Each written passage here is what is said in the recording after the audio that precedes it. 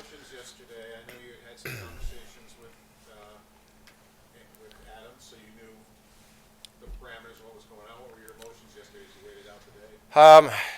Honestly, we were so tired from traveling that we pretty much slept all afternoon, all morning. So, not a whole lot of time to think about it. But I think Kevin and I had talked, previously, leading up to the deadline day, and then we also spoke yesterday in the late morning. And I think if something made sense, it would have been done. But at the same time, I'm 50-50 on it, right? Would have been able to go home and potentially, do something deep in the playoffs and be part of something. But also, I'm glad to be here as well to be part of this growth that we're having right now. So, I think the big thing is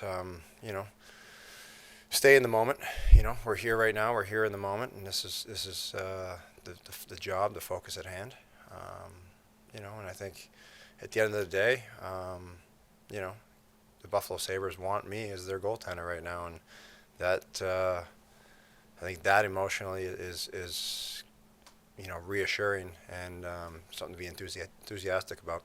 How much was that the balance? I mean, if you get traded, you're likely an insurance policy as opposed to here where you're the number one guy. Right. Yeah. I mean, it's two different scenarios, and either one I'm good with. I mean, all last season I spent on the taxi squad being an insurance policy for Washington and ended up having to play. So, I knew I could do that. I knew I could do that role. And I also know I can do this role. And through the first 60 so games, I've done, apparently a good enough job where Kevin definitely wants to make sure that I'm still here and continue to work with the guys. Would Florida have been the only place that you would have wanted to go to? It was the main one. I think there you look around. Again, it comes down to selfishly, it's my family's there. They've got a first place team. They're pushing to try to win.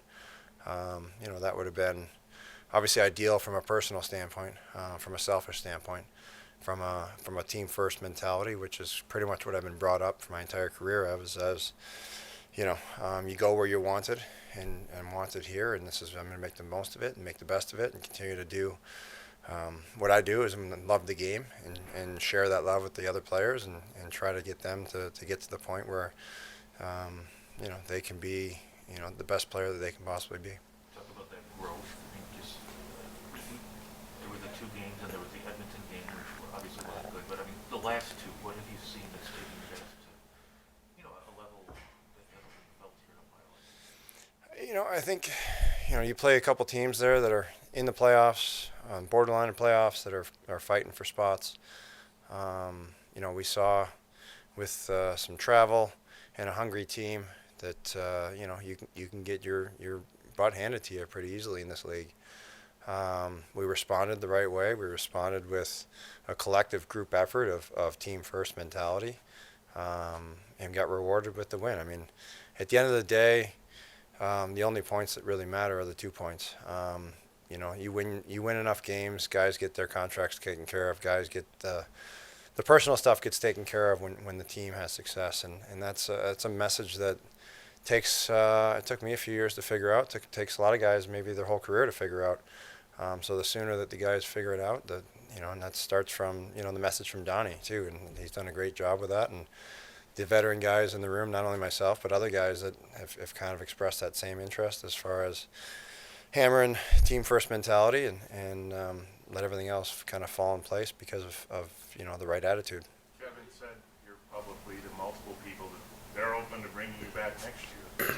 I know you're kind of on a year-to-year basis here, but at least hearing that, what is your initial reaction? Again, I think my love for the game is undeniable.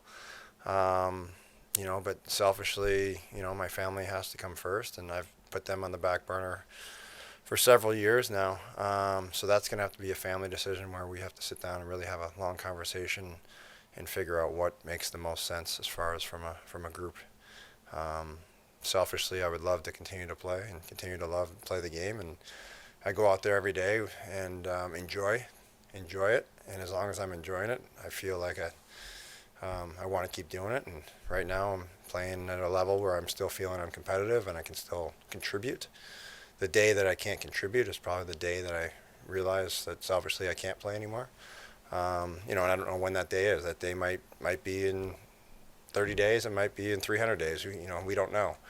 But again, selfishly, I have to step aside and look at family first here and make a decision with the whole group in mind, and then go from there. Are you having fun with these young kids? I mean, we saw you after the Heritage Classic. You were having fun with Krebs at the podium, and it seems like you are. Are you having fun with these young kids? Short answer is yes, absolutely. The long answer is, there's a routine that goes involved and it allowed me to play, right? There's a lot of work that goes on behind the scenes that keeps you healthy, the warm-up routine, the stretching, working with the training staff, etc.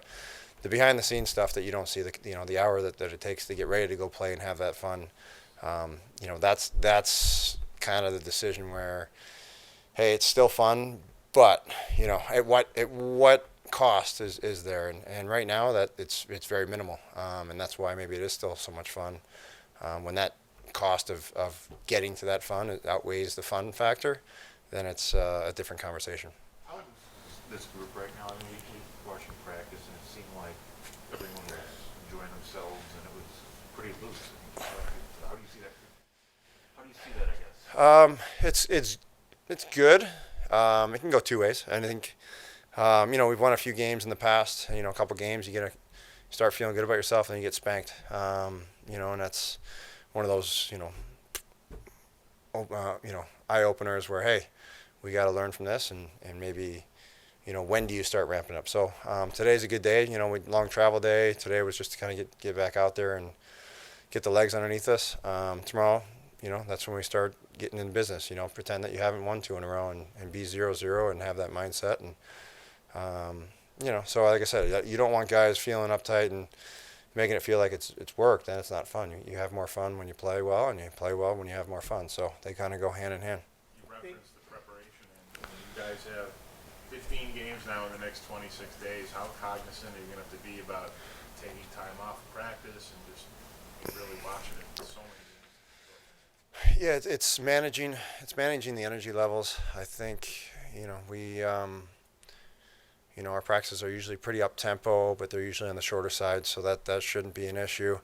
The key is mentally, can the guys get up for those 15 games in 26 days, and not feel lethargic and have those negative thoughts of, oh, here we go again type thing as far as the day-to-day grind.